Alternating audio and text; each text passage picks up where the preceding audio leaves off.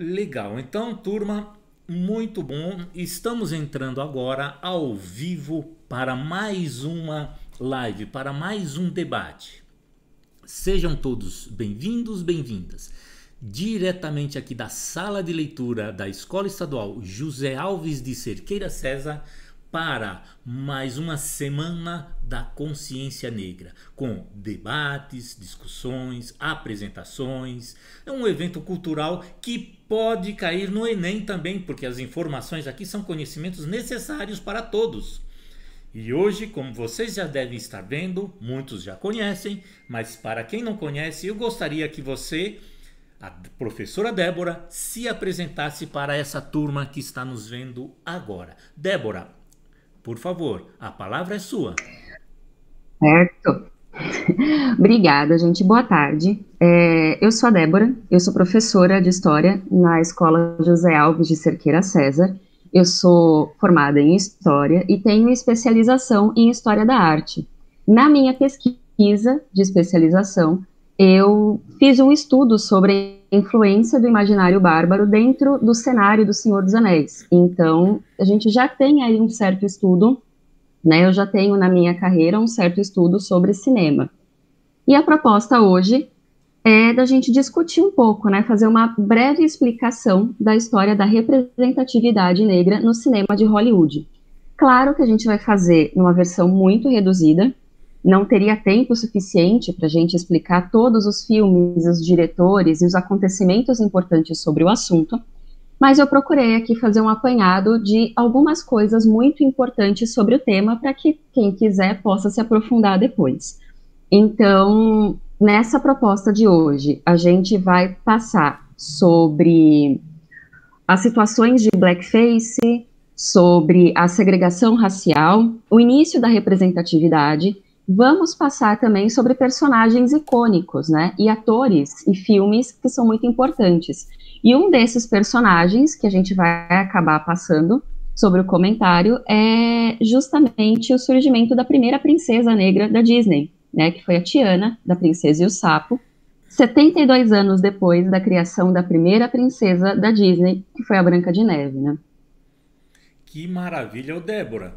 Que bom que nós vamos então já iniciar com uma figura que é realmente muito interessante. Foram os filmes de princesa que levaram a Disney a se tornar a potência que é, né? Na verdade, Com como certeza. curiosidade, o primeiro longa-metragem, né, do cinema foi justamente Branca de Neve, que se tornou uma princesa depois, e Os Sete Anões. Foi o primeiro, e foi esse filme que alavancou todo o império Disney. A partir daí, o sucesso desse filme fez com que eles se tornassem essa potência. E hoje, que bom que você começa com um desenho, né, uma animação dessa princesa, porque enquanto você fala, Débora, eu acho que eu também vou mostrar aquilo que eu vim fazer aqui, porque no Cerqueira nós fazemos assim. A gente explica, a gente mostra e para quem tem dúvida a gente pergunta, não entendeu? Quer que desenhe? E é isso que a gente faz. A gente explica, mostra e desenha para que ninguém saia com alguma dúvida. E se tiver alguma, é só colocar no chat, é só perguntar que você vai sair daqui esclarecido ou esclarecida. Débora, que bom que você se apresentou. Então, você permite que enquanto você comenta sobre essa representatividade negra no cinema, eu vou aqui, se eu me distrair, você também me ajuda a voltar para o mundo real, porque às vezes eu começo a fazer e esqueço, não é, que estou no ar. Então, enquanto você inicia essa sua fala, essa palestra de hoje, eu vou mostrar para essa turma, não é, que enquanto olham para você também podem olhar o desenho. Então eu vou mostrar como é que a gente pode desenhar, porque essa base do desenho, ela serve para todas as princesas inclusive, tá certo? Então, Débora, retorno para você. A palavra é sua, Débora. Ok.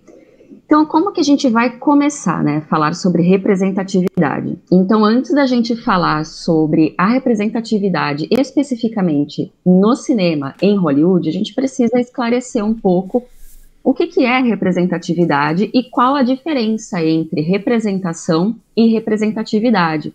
Porque embora sejam coisas que estejam relacionadas, não significam a mesma coisa na prática.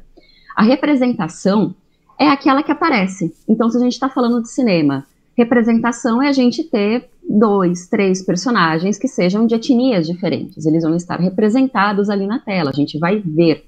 A representatividade, além dessa imagem que a gente vê na tela do cinema, a gente também tem todo o background. Então, a gente tem na representatividade o diretor, o roteirista, os produtores, os figurinistas, cenógrafos. Então, todas as tomadas de decisões, elas envolvem a representatividade. Então, a gente tem a representação, que é aquele personagem que a gente pode usar a Tiana, por exemplo, a gente pode pegar a Pantera Negra, e a gente pode sair, às vezes, também do meio cinematográfico, falar um pouco das séries, né? Não fugindo muito. John Cage, né? Luke Cage, aliás. O Luke Cage, que a gente pode pegar da Marvel. Então, a representação, ela está ali, presente, é o que a gente vê. Representatividade é todo o contexto que faz com que pessoas que sejam de grupos de minoria, que sejam de grupos marginalizados socialmente, elas consigam se enxergar não só naquele personagem, mas também naquela profissão. Que ele possa entender, ok, se eu quiser ser diretor de cinema, eu vou ser diretor de cinema. Se eu quiser trabalhar como figurinista, eu posso. Então, a representatividade, ela tem um todo muito maior em relação não só à autoestima e em você se reconhecer no outro, mas também de planejamento para o futuro, né? Você conseguir enxergar ali naquela profissão, naquela posição social, naquele local em que a pessoa ocupa, alguém igual a você, alguém que você possa se espelhar. Tudo bem, representatividade, a importância dela, socialmente falando, principalmente em grupos marginalizados, né? A gente acaba sempre comentando, principalmente em grupos como LGBTs, mulheres, transexuais, transgênero, e no caso aqui, sobre a população negra. Como a gente vai falar de Hollywood, a gente vai focar principalmente nos Estados Unidos. E para eu poder falar sobre essa representatividade nos Estados Unidos, no cinema, eu preciso voltar um pouco na história da segregação racial dos Estados Unidos. O que a gente tinha ali, mais ou menos nas décadas de 1940, 1950? A gente tinha uma população que era separada, justamente pelas etnias. A gente tinha grupos sociais que tinham a hegemonia branca, né? A maioria que comandavam o país eram brancos, e à margem dessa sociedade a gente tinha toda a população negra norte-americana. E nos Estados Unidos, tudo isso era muito bem declarado, né? Existiam locais em que essa segregação ela era colocada em placas. Então, as pessoas que eles chamavam, né, de pessoas de cor, elas não poderiam andar nos primeiros bancos no ônibus, elas não poderiam frequentar diversos ambientes desde que seus donos não permitissem. Então, existiam cafés que tinham placas proibindo pessoas de cor, banheiros públicos. Então, são vários ambientes em que era negada a ocupação dessas pessoas. Essas pessoas não podiam frequentar, elas não podiam conviver. E foi assim durante muitos anos. E no cinema, como é que era? Não era diferente, né? A gente via tanto na televisão aberta, quanto no cinema, quanto nas animações, já que a gente comentou sobre a Disney, mesmo nas animações, a forma de representação dessas pessoas, porque aí já não existia representatividade, elas não ocupavam esse cargo, né? A representação delas era feita de uma forma extremamente preconceituosa. O chamado blackface, né? Normalmente, quando algum filme necessitava de um personagem, né, um ator negro, uma atriz negra que aparecesse, muitas vezes os produtores dos filmes eles recorriam a atores brancos, atrizes brancas e maquiavam essa pessoa, caracterizavam essa pessoa de uma forma bem estereotipada para que ela aparecesse, que ela interpretasse uma pessoa negra, ao invés de simplesmente contratar uma pessoa negra para fazer aquele papel. Existia um ou outro caso que saía desse padrão, mas a grande maioria utilizava esse estereótipo. E qual que era o estereótipo da pessoa negra? na mídia norte-americana nessas décadas. A pele bem escura, né, bem pintada, a boca eles contornavam, tanto eles podiam deixar branca a boca aqui em volta, como eles contornavam com uma tintura bem escrachada mesmo, vermelha, colocavam as luvas, né, com as palmas das mãos brancas, e eram sempre personagens que eram muito caricatos. Então, eles brincavam, eles eram meio estúpidos, eles sempre falavam muito errado, normalmente eram representados comendo melancias aos montes, né, eles sempre representavam dessa forma, tanto que durante as décadas de 50, até mesmo um pouco antes e um pouco depois, a gente vê essa representação em vários meios. Se a gente pega Tom e Jerry, por exemplo, as primeiras animações, a gente vai ver que a dona do Tom é justamente essa personagem, que ela é representada como uma mulher meio burra, ela fala errado, ela é desleixada. Então, a representação negra na mídia era essa. Não existia representatividade. A gente vê que tem uma representação que é uma representação estereotipada, errada, mas não tinha ninguém por trás para tomar uma decisão, para falar, olha, isso está errado.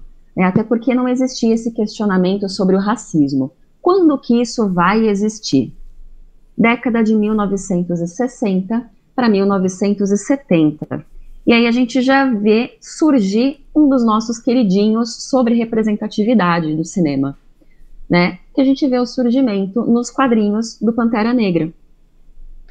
O que é curioso a gente falar sobre o Pantera Negra é que, curiosamente, ao mesmo tempo que o quadrinho Pantera Negra surge, mais ou menos ali em 1966, 67, criação do Stan Lee, a gente tem o surgimento também de um movimento social que tinha como principal função bater de frente com a força policial que abusava muito e acabava, né, matando a grande maioria das pessoas, dos jovens negros nos Estados Unidos. O movimento dos Pantera Negra eram grupos jovens, pessoas jovens, que faziam normalmente rondas e escoltas, e eles batiam de frente e chamavam atenção para a violência policial, que era extremamente racista, principalmente na década de 60 e 70.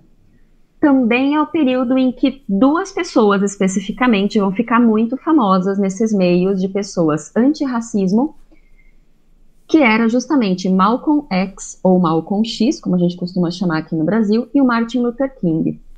Duas pessoas que vão ficar muito famosas com seus discursos contra essa segregação, ou ainda falando sobre essas diferenças sociais que existiam na sociedade estadunidense. Isso vai influenciar diretamente a produção artística que vai para as telonas, né?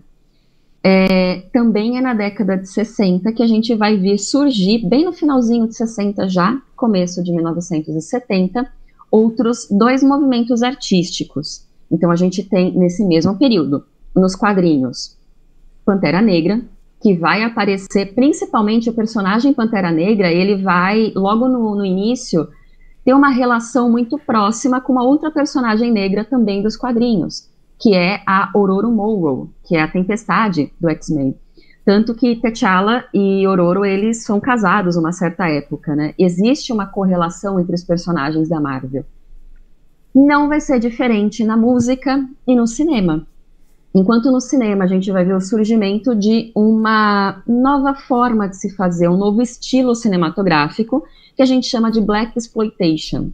O que seria o Black Exploitation? É a união de duas palavras, né? Black, de preto, e exploitation seria uma exploração, mas não a exploração no sentido negativo, a exploração no sentido de explorar o que temos a oferecer, mostrar o que temos a oferecer.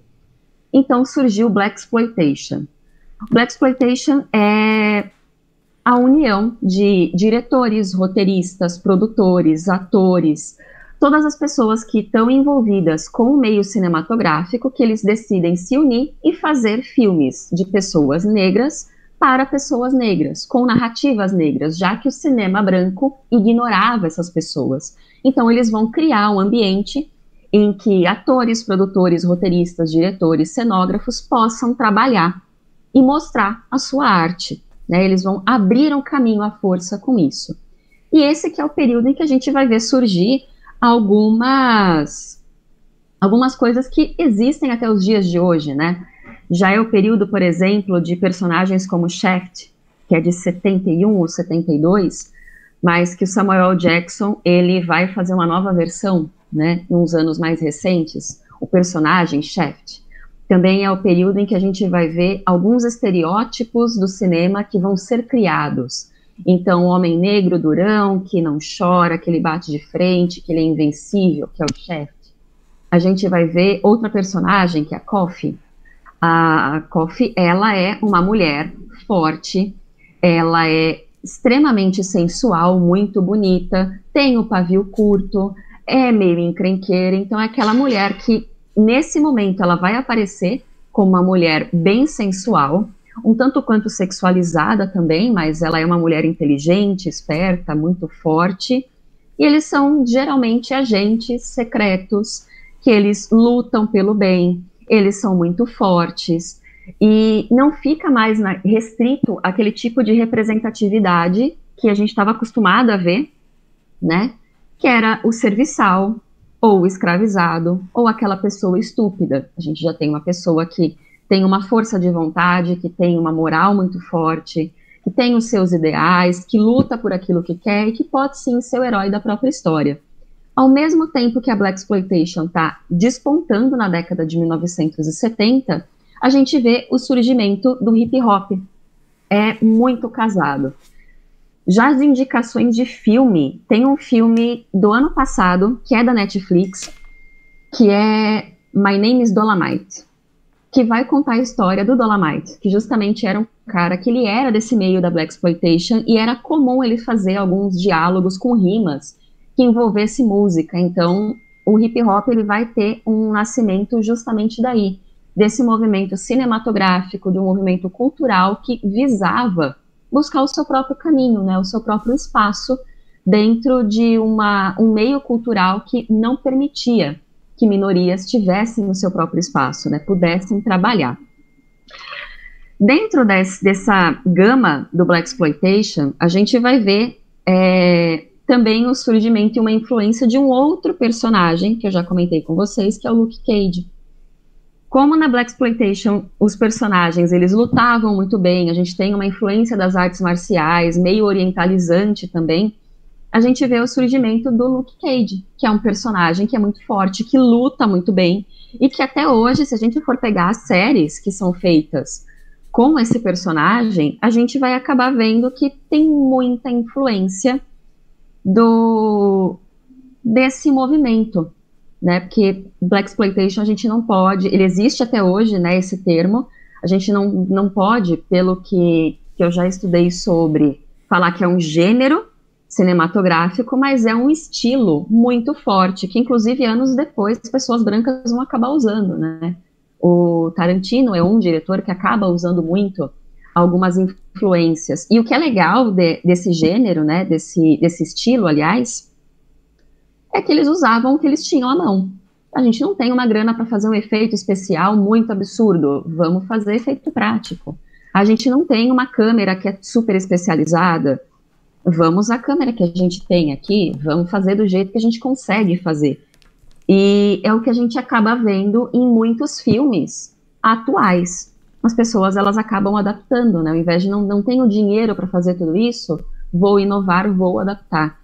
Então, é um estilo de cinema muito famoso e muito revolucionário, porque não só revolucionário de abrir espaço para a representatividade negra no cinema, porque é a partir dele que a gente vai ver surgir outros personagenzinhos aqui muito importantes, é um estilo que acabou influenciando até o cinema nos dias de hoje, que a gente vai ver principalmente quando for falar de Infiltrados na Clã, do Spike Lee.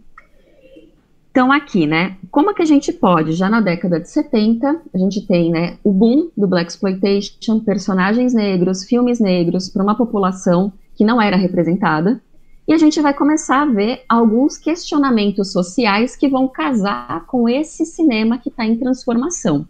a gente começa a ver o questionamento sobre o racismo, a gente começa a ver movimentos que tentam bater de frente, e aos poucos a gente começa a ver atores e atrizes que antes não tinham espaço dentro do cinema hollywoodiano, eles começam a despontar, né? Inicialmente, como que eles faziam isso?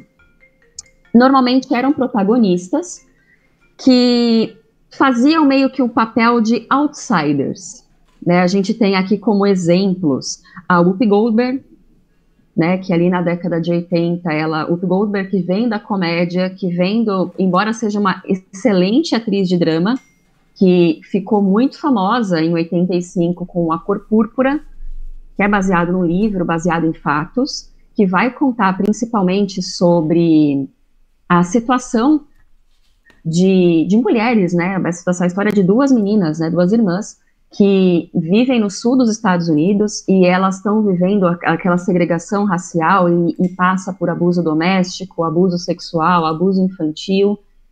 E é um drama que é baseado em fatos e é muito forte. A gente começa a ver essas histórias pipocando no cinema. Então, a gente tem o Eddie Murphy, por exemplo, saindo dos teatros em que ele fazia as sessões de stand-up comedy dele, e ele começa a ir para o cinema. A Whoopi Goldberg, que ela vai sair daquela questão do drama, que ela vai sair dos teatros também, que ela também era uma ótima atriz de comédia, vão colocar ela também em filmes em que eles são os únicos negros, praticamente. Então, se a gente pega a mudança de hábito da Whoopi Goldberg, ela é uma outsider. O que seria isso? Uma pessoa que vem de fora e que é totalmente diferente e vai transformar o meio. Então, ela é a protagonista, mas ela é diferente de todo o resto, né? Ela tem um jeito dela de cantar, ela vai mudar, ela vai mostrar a forma dela de viver. E a mesma coisa a gente percebe já com aqui no Brasil ficou conhecido como um tira da pesada, né? Que é o Eddie Murphy. Ele também é um outsider. Ele é um cara que ele é um tira, que ele é malandrão, ele tem o jeito dele, ele é durão, ele vive fazendo piada, e ele faz piada de como que as pessoas em volta dele, elas agem de uma forma que é ridícula, que não é muito inteligente, ele resolve os problemas. Então a gente começa a ver esses personagens tendo destaque, mas sempre como outsiders. Então, no final da década de 80, começo da década de 90, a gente vê esses personagens negros protagonistas que vão alcançar grande bilheteria, normalmente como esse personagem que ele vem de fora. E ele vai ser o único ali no meio. Também nesse período, do final de 1980 até os anos 2000, a gente vai ter um aumento de produção de filmes que vão retratar histórias negras.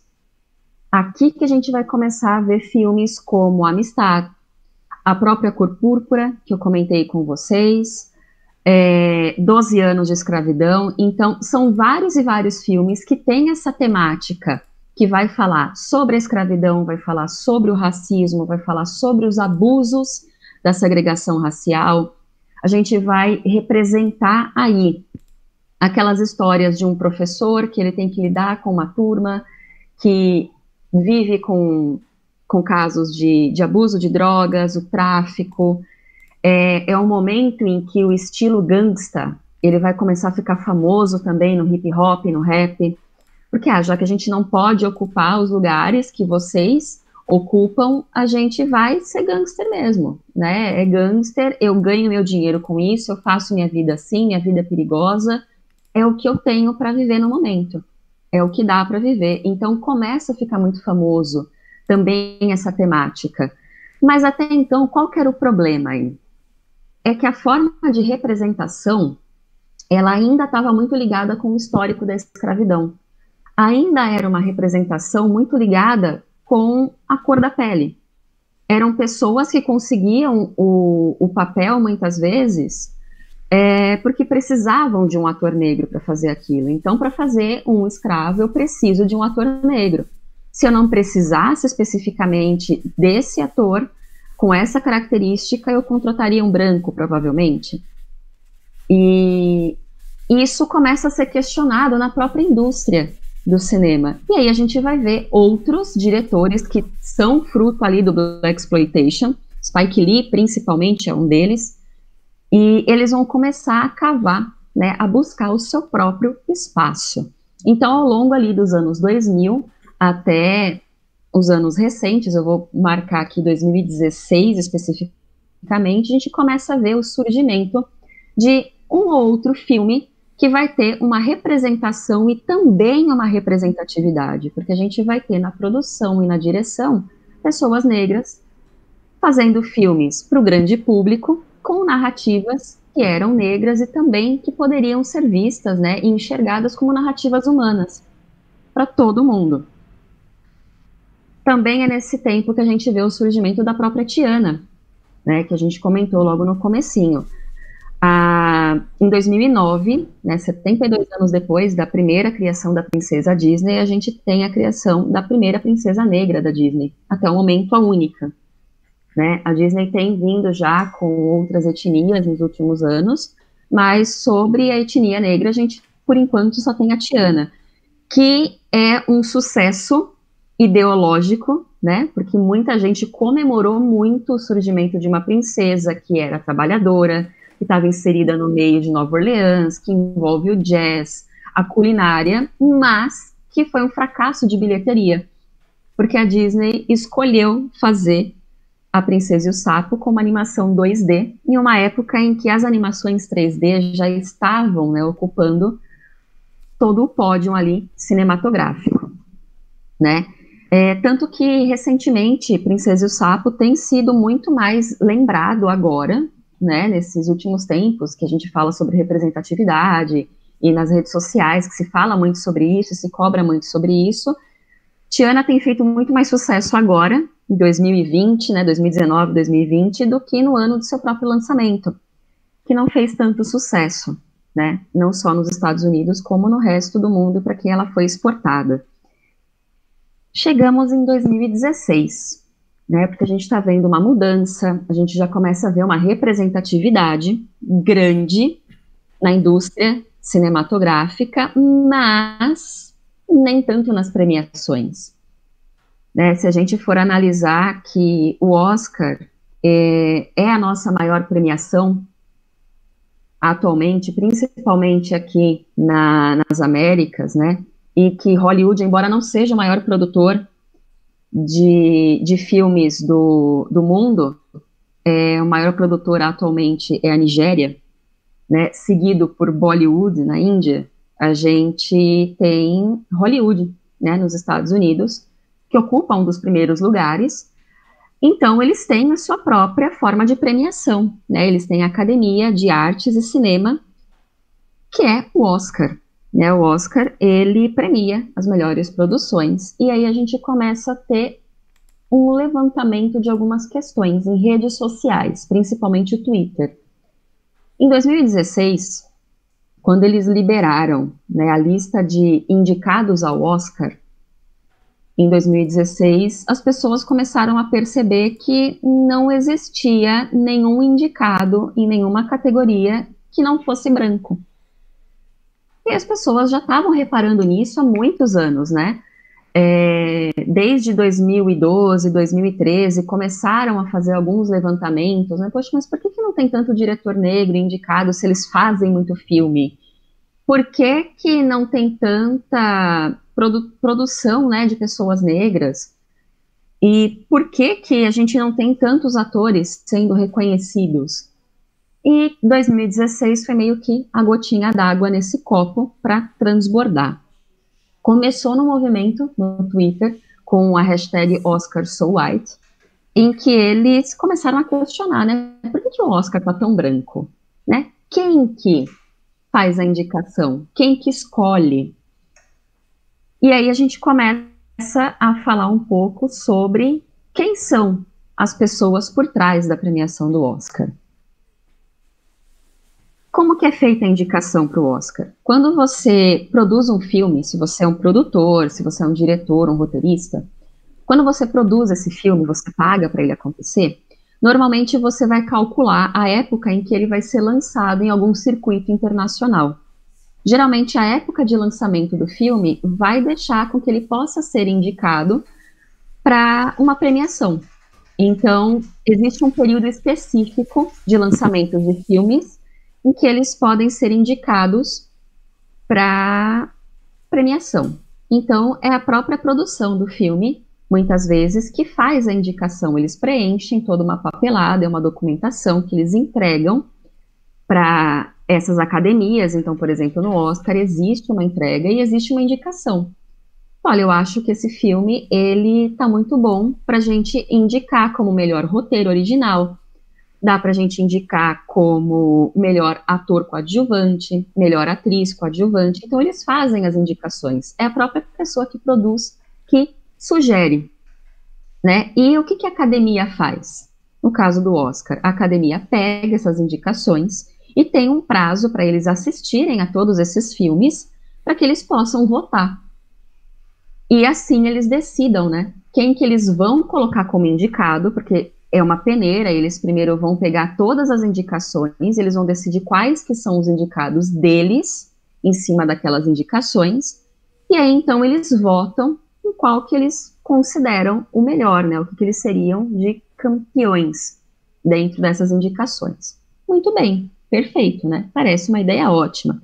O problema é que a gente não sabe quem faz parte da academia.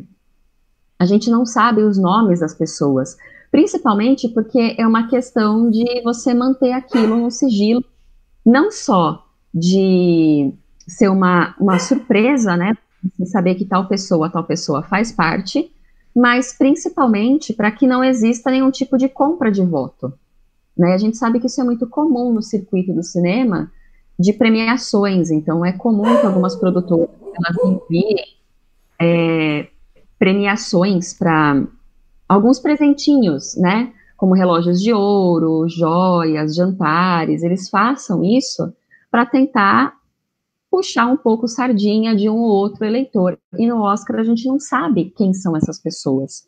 E aí começou a se questionar em 2016. Quem que vota? Quem escolhe? Quem decide o que é digno de ser indicado e o que é digno de ser premiado? E aí que vieram revelações dos bastidores de pessoas que trabalham já com o Oscar e com toda a premiação, de que cerca de 80% dos eleitores, né, da academia, da bancada da academia, era de homens cisgênero, brancos, com mais de 50 ou 60 anos de idade. E aí começaram a surgir alguns podres, né, dessa academia, pessoas que já foram membros dessa academia. Normalmente eles escolhem, né, são membros secretos, eles escolhem pessoas que são do meio cinematográfico, né? Então, normalmente são antigos produtores, antigos diretores, roteiristas, que eles escolhem. Então, depois dessa crítica e da ação que foi feita durante o Oscar em 2016, em que vários atores, que tanto atores e produtores e roteiristas negros que se recusaram a ir à premiação, quanto a pessoas brancas que não se sentiam também à vontade de participar de uma premiação que tinha esse histórico que era extremamente racista, né? De homens brancos que só escolhiam pessoas brancas para serem indicadas e assim para serem premiadas. Existe uma reformulação ali depois do Oscar de 2016, existe uma reformulação nos membros dessa academia, né? E o próprio Oscar se pronunciou, a Academia de Cinema se pronuncia falando que existe uma reformulação desses integrantes. E nós chegamos em 2017, né? 2017, que a gente já vê algumas mudanças. Já em 2017, nós vemos um número grande, não só de filmes, diretores e atores negros que são indicados, mas também de filmes estrangeiros. Porque se vocês forem ver na categoria do Oscar, tem melhor filme e melhor filme estrangeiro. Como se não fosse, estrangeiro, a gente não vai levar em consideração. A gente já começa a ver filmes estrangeiros entrarem para a disputa do Oscar. A gente já começa a ver animações que não eram só as animações da Disney Pixar. né, que já era um ambiente um pouco complicado, principalmente do cinema que vinha do Extremo Oriente, né? O estadunidense não gosta muito de ler legendas.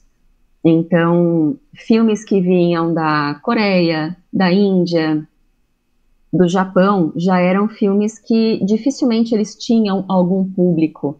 Tanto que nos anos em que eles foram premiados foram anos históricos para o Oscar, porque quebraram todos os paradigmas. E 2017 foi um pouco diferente.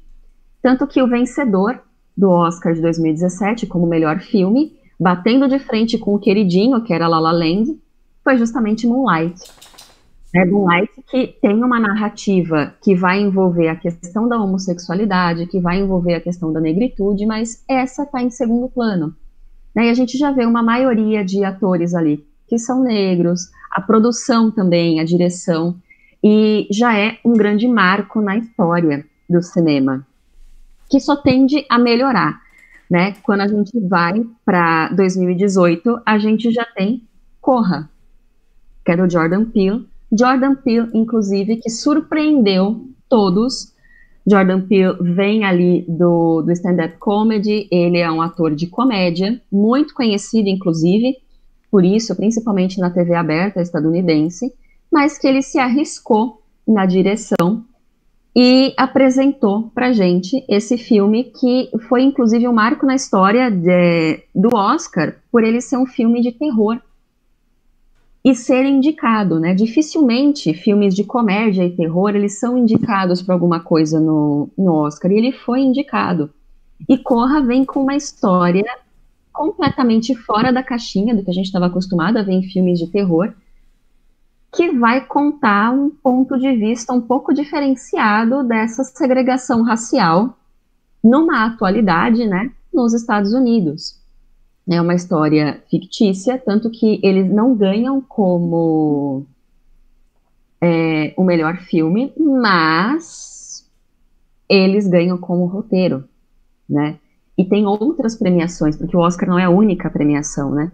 Eles recebem várias premiações, e inclusive é um dos melhores filmes de terror da história do cinema, Corra, que não envolve nenhum ato sobrenatural, que não envolve nenhum assassino em série, é pura e simplesmente um comportamento social racista que torna aquele filme tão assustador. E por que é tão assustador? Porque é muito próximo da nossa realidade, né? Jordan Peele também vai, pouco tempo depois, ele vai lançar Nós, também é um outro filme nessa linhagem de terror, que não vai envolver, né, a questão do racismo, mas é um outro filme assustador que tem ali a representatividade, direção, produção, atuação negra, certo? Ocupando o espaço, mostrando, ó, aqui a gente tomou a decisão, é o nosso olhar, ok? Nossa história de vida, nosso olhar sobre esse tema, esse assunto, essa história. E aí chegamos no maravilhoso ano de 2019, né, em que a gente teve muitos filmes ali que mostram a representatividade. Posso falar do Pantera Negra, né, que começou lá atrás, em 1966, com o Stan Lee, que tem um nome parecido com o movimento que batia de frente com a violência policial. Posso falar do filme do Spike Lee, né, Infiltrado na Clã, que é um filme baseado em um fato que é diretamente ligado com a Blaxploitation, né? Por isso que eu falei tanto, né, nesse termo, Blaxploitation. A história de Infiltrado na Clã é uma história maravilhosa, inclusive, é uma excelente indicação, e é curioso porque é uma comédia, né? Apesar de ser uma história assustadora de um policial negro, que ele tinha um emprego bem horrível, né? Ele tratava principalmente de arquivos na polícia, e ele descobre meios de entrar em contato com líderes da Ku Klux Klan, que, para quem não sabe, a KKK, Ku Klux Klan, é um movimento terrorista de supremacia branca nos Estados Unidos, que ele já foi desmanchado e reformado ao longo dos anos da história, né? E atualmente ele ainda está em ação, a gente não sabe exatamente aonde, quem faz parte dele, né? Ele é sempre muito procurado pela polícia, e muito criticado, mas basicamente o que a KKK fazia era perseguir, torturar e matar pessoas negras, mestiças e, em menor quantidade, também outras minorias, né, como judeus, homossexuais e até chegando a perseguir pessoas que apoiavam e lutavam contra o racismo. Então, o que esse personagem faz? Essas pessoas, elas existiram de fato. Ele, como policial, ele pega um número e ele começa a ligar, ele se passa como uma pessoa que quer entrar para a Ku Klux Klan. Mas ele não tinha muita noção de que ele ia conseguir, de fato, se infiltrar na clã para pegar os caras de dentro para fora da organização. E é engraçado, é curioso, porque ele é um filme que é cheio de algumas tiradinhas, né? Então, em uma das ligações, quando ele fala para o colega dele, porque ele fala no telefone, ele é o agente negro, mas o colega, ele não pode ir pessoalmente às reuniões da clã. Então, ele chama um colega dele, que é judeu, que é branco, e aí ele fala, ó, você vai ter que ir para lá no meu lugar. Você vai estar junto comigo na ligação, e na hora que eles fazem as ligações, chega a ser até engraçado, porque eles fazem algumas piadas, né, que era muito comum naquela época até os dias de hoje. Então ele tá falando no telefone e o amigo falou, mas faz uma voz de branco aí, porque tá na cara que você é preto.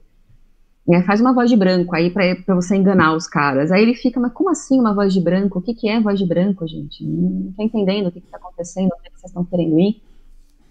E é um filme que ele é genial e todo o visual, a trilha sonora é baseada em cima da Blaxploitation.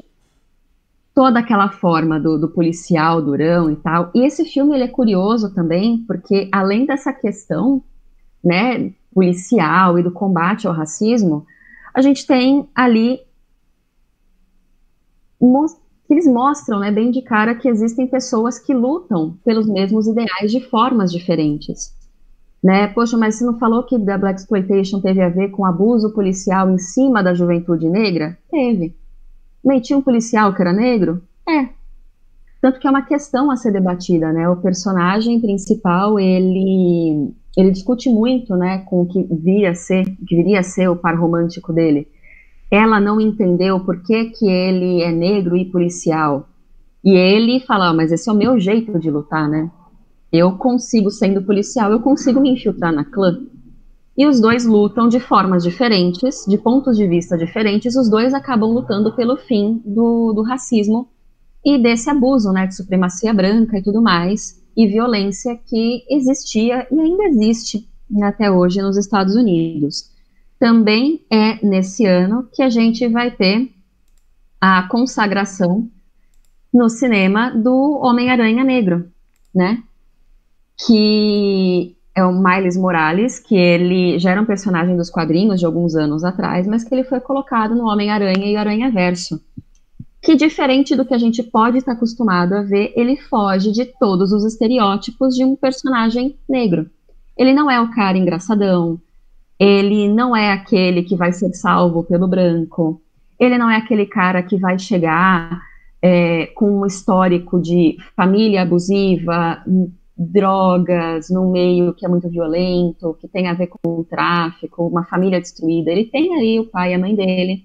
Ele é um menino muito inteligente, que estuda, que quer ser herói e que, na verdade, não tem nada a ver com aquele estereótipo que a gente estava acostumado a ver nos filmes de 1980, começo de 1990, né, com aquela história triste, sofrida. Não, ele só é um garoto negro que tanto faz ele ser negro ou não, ele só é um super-herói, né?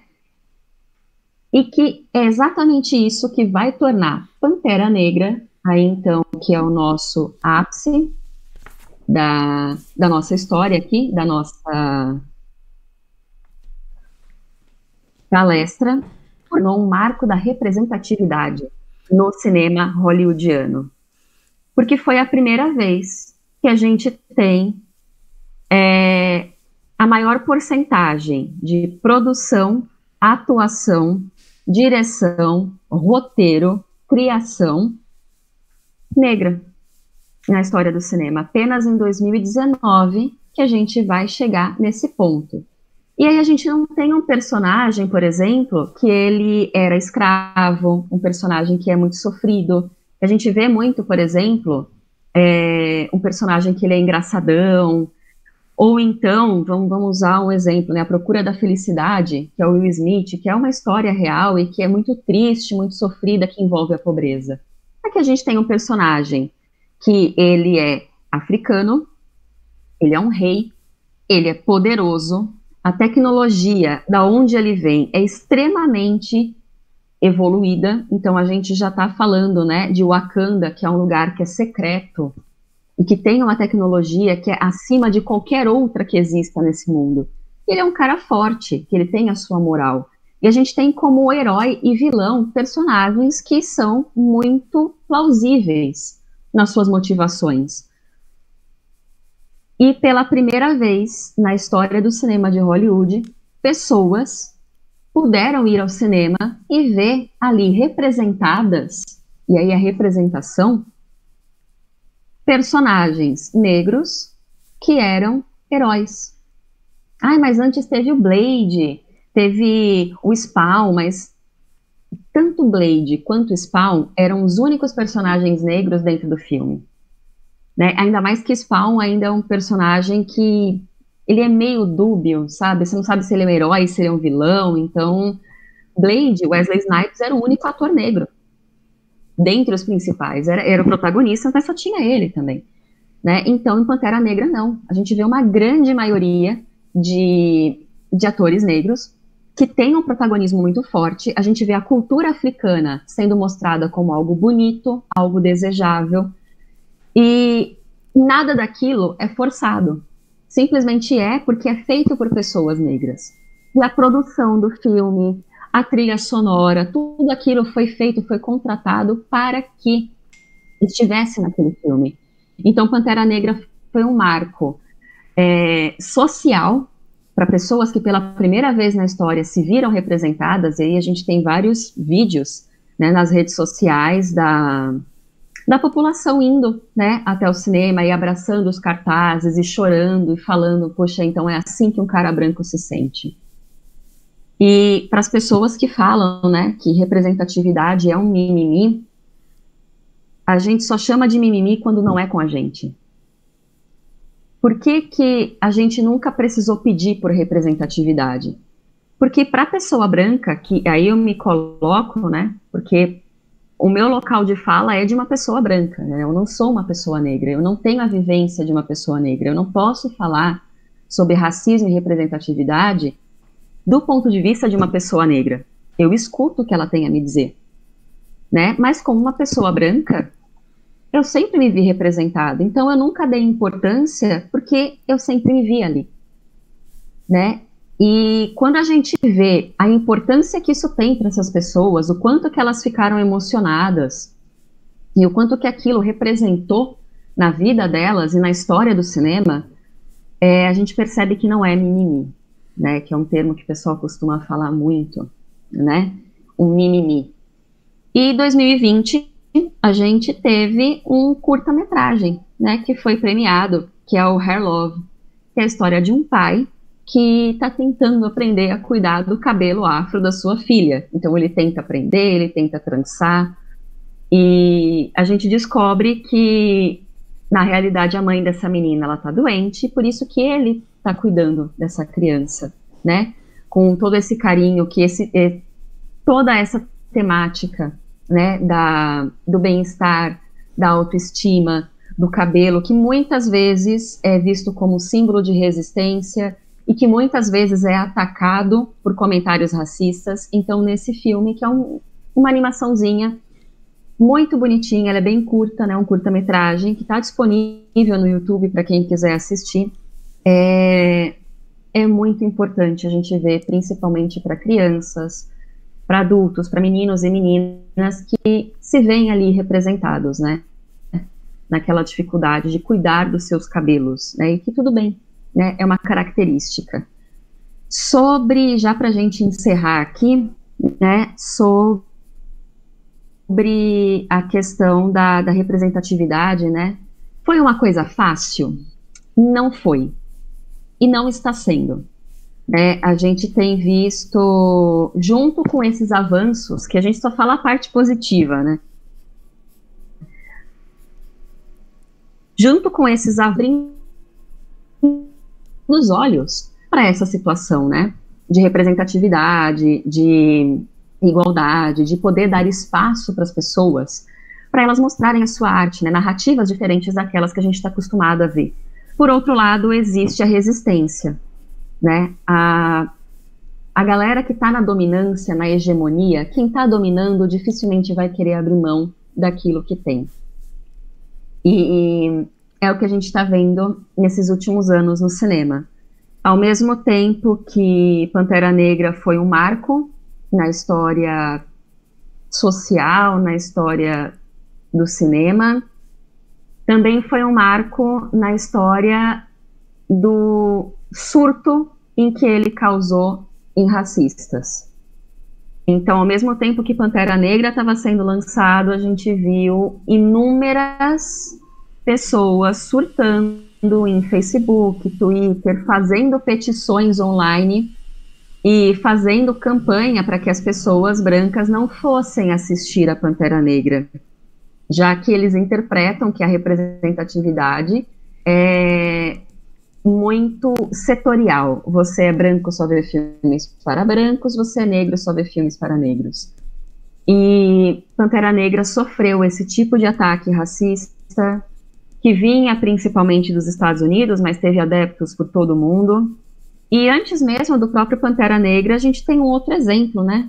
Que foi o ator John Boyega, que acabou sofrendo alguns ataques quando ele foi escalado para ser um dos personagens principais na última trilogia do Star Wars, né, que foi no Despertar da Força. Quando eles revelaram que John Boyega seria um dos personagens, rolou outra comoção por parte desses grupos racistas de não aceitar um ator negro como um protagonista de Star Wars.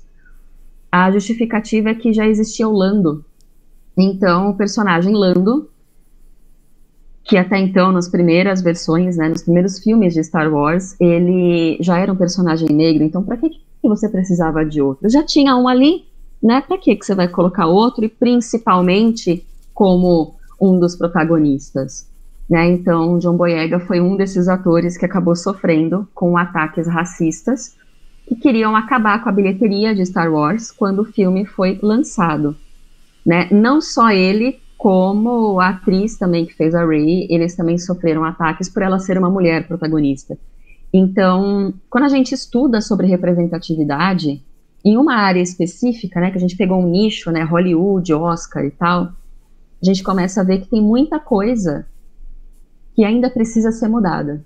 Mas quando a gente analisa todo o histórico, a gente percebe que muita coisa mudou, né?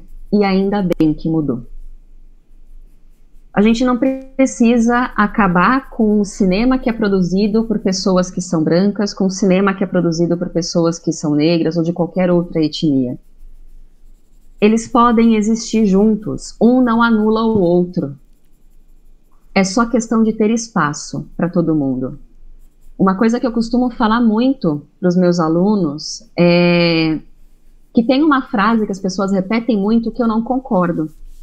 Falam muito sobre sermos todos iguais. Mas nós somos todos iguais. E eu discordo. Nós não somos iguais, né? Nós somos indivíduos. Nós temos, cada um, nossa individualidade. Mas devemos sim ser tratados como se fôssemos todos iguais. Certo? Existe a individualidade, existem histórias, narrativas diferentes, e elas precisam ser levadas em consideração, sim, certo? Mas perante a lei e perante as oportunidades de trabalho, de vida, a gente precisa ser tratado como se fosse igual, certo? Independente de qualquer situação.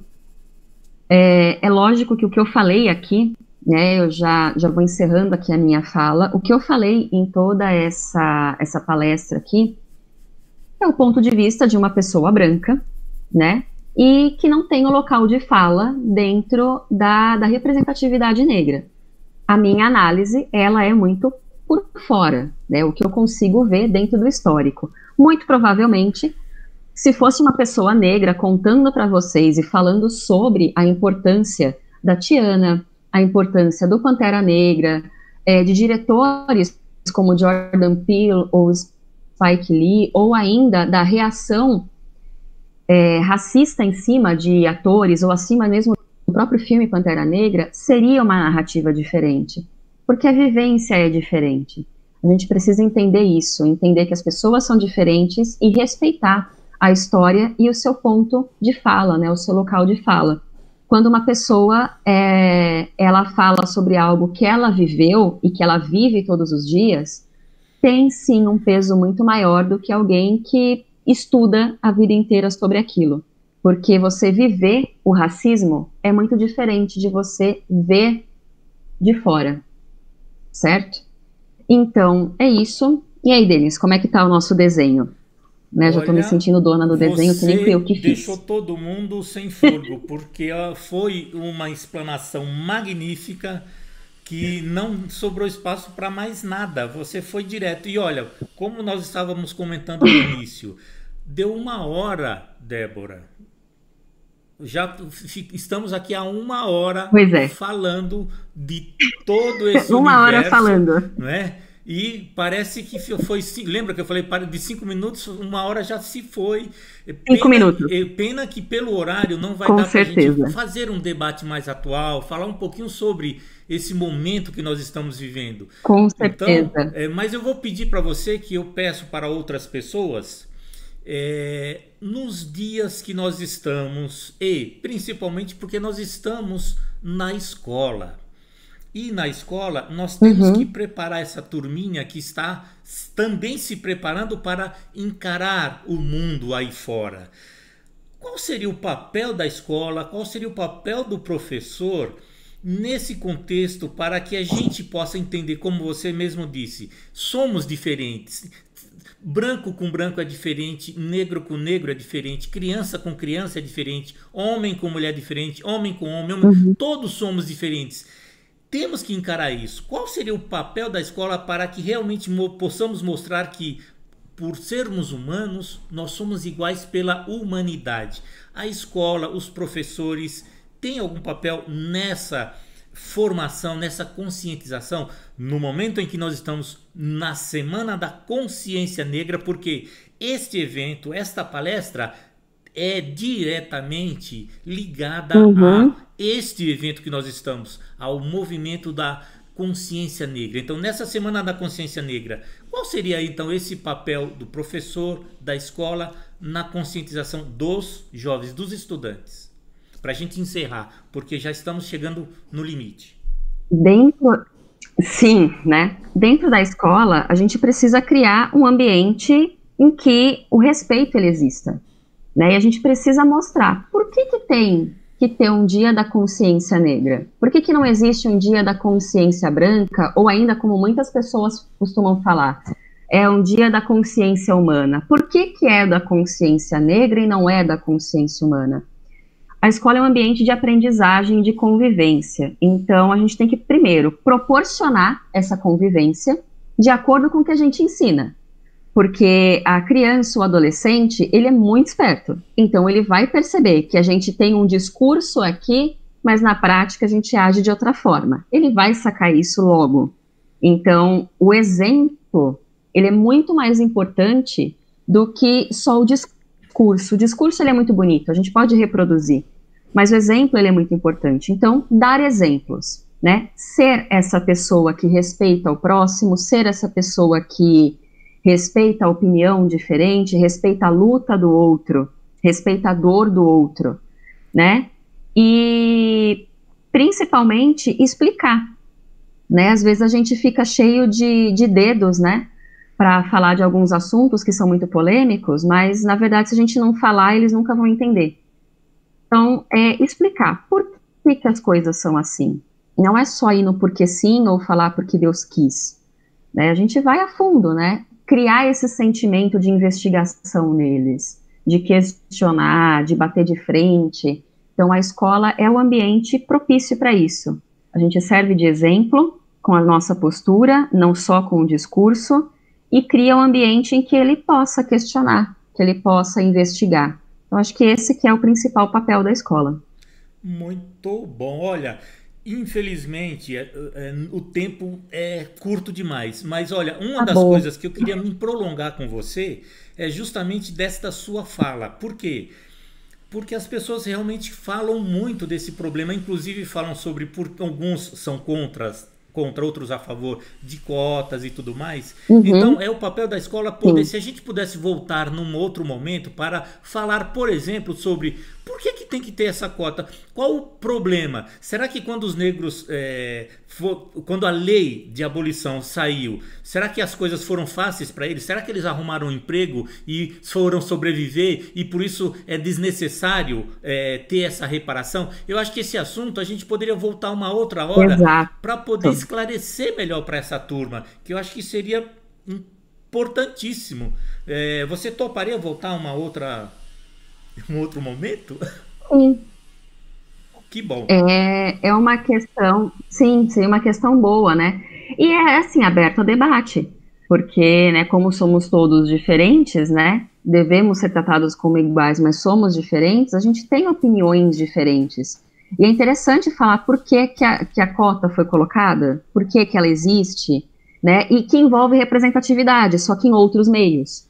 É muito interessante a gente pegar, dá pano pra manga essa história, né? Mas a gente pode ver aí um dia, né? Quem sabe no futuro a gente fazer uma mesa redonda, chamar outros professores para a gente fazer essa discussão.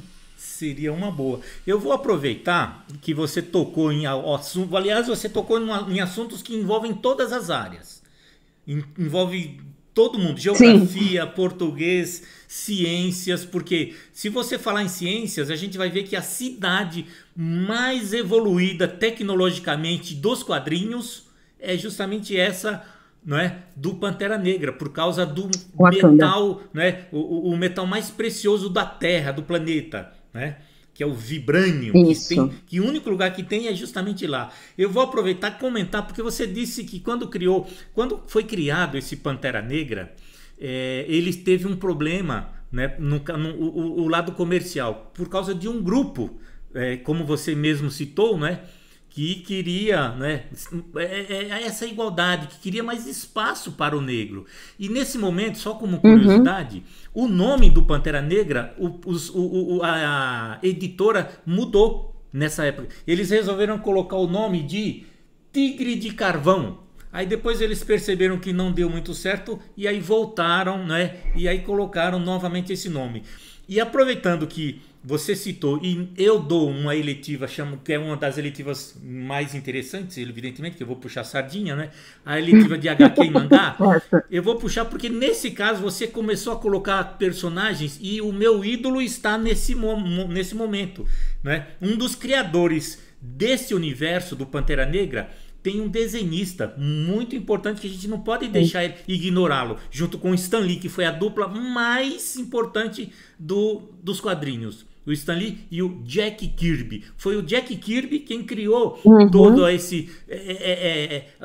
essa do gama que visual, existe, né? não é? No visual, os personagens, e inclusive trabalhou com todos os outros personagens que existem, que são importantes. E eles criam isso lendo. Então, uma das coisas muito importantes para você ter imaginação, criação, fazer as coisas é ler muito, é procurar Leitura. livros, porque os livros são realmente abrem portas para a sua imaginação, para o seu repertório. Para que você possa fazer uma redação boa no Enem, você precisa ter um repertório, você Ler precisa bem. ler. Então, a leitura eu acho que é uma das coisas mais importantes que nós temos em termos de cultura. Você não acha?